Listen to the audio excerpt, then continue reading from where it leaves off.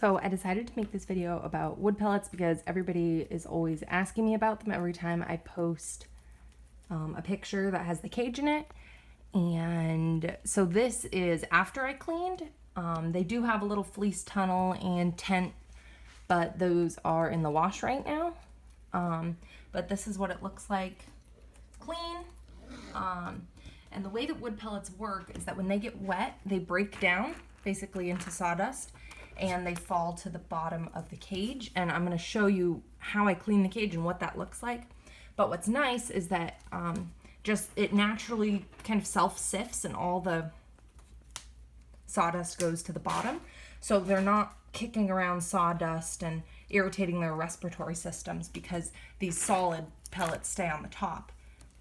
And I haven't noticed any kind of respiratory issues or sneezing or anything from this. And I get these from Tractor Supply. They're $6 for a 40-pound bag. And they last me, I think I've averaged about one bag for 1 month.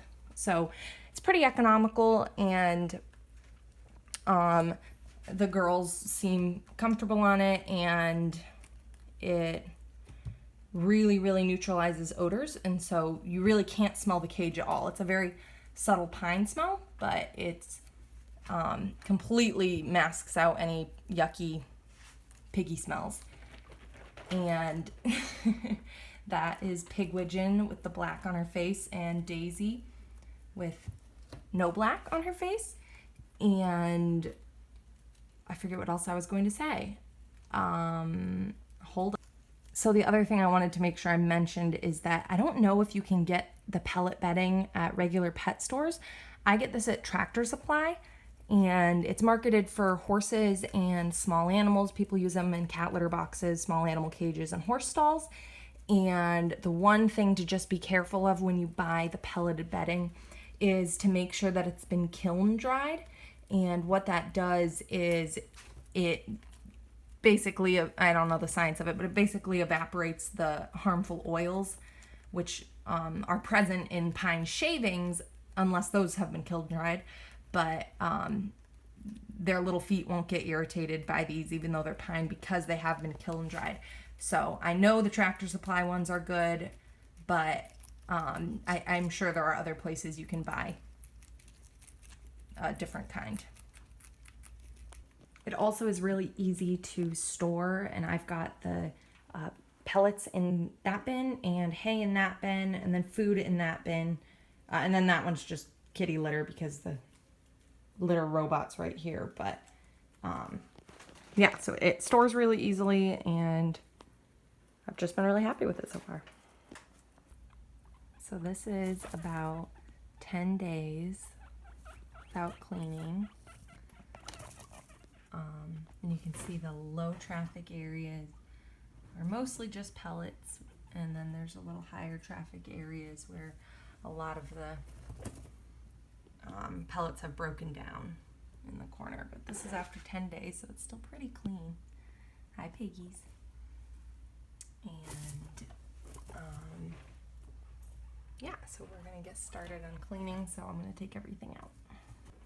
Okay, so this is with everything that I've taken out to clean.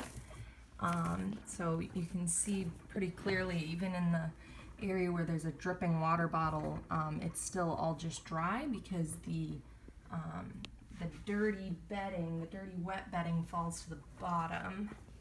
And so all that stays on top is the poops and the clean and dry pellets. And so you can see when I start digging down, that down here is the broken down pellets, the more sawdusty kind of thing. So this must be an area where they peed and the sawdust all fell to the bottom. But all of these pellets here, other than the poop, are still clean and usable and don't have to be thrown away. So these are the 2 scoops that I use for cleaning, and I use this one on the right to scoop out portions that are really messy that I don't feel like sifting, and just throw them straight away. And then I use this one to sift scoops that are mostly clean. So I'll show you that in a second. So technically you can scoop everything and salvage all of the clean pellets, but especially in areas where I know it's mostly, you know, they're mostly broken down and I'm not going to salvage very many, I usually just scoop out those corners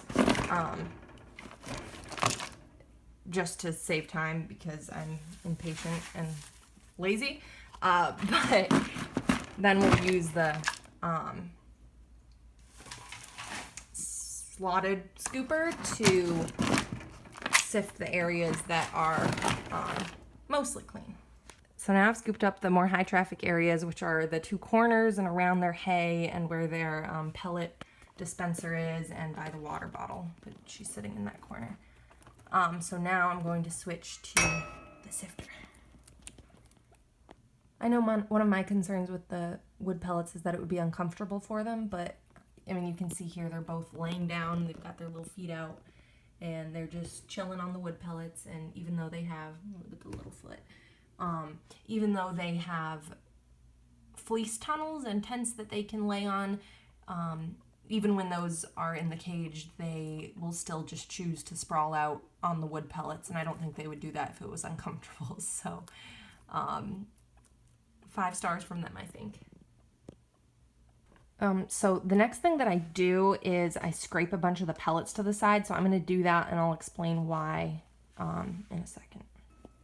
And I forgot to say, I just use this scoop to move the pellets to the side, and it's pretty easy. So just, you know, move them to the side and clear out a space about this big. Okay, so I've scraped out this area of the cage, and so now what I do is I'm going to sift this big pile and kind of sift the dirty pellets right here and then just dump the clean ones back here. And as I go through it, there'll be more open space to do. So sifting, basically I get a scoop about this big and then I just do this.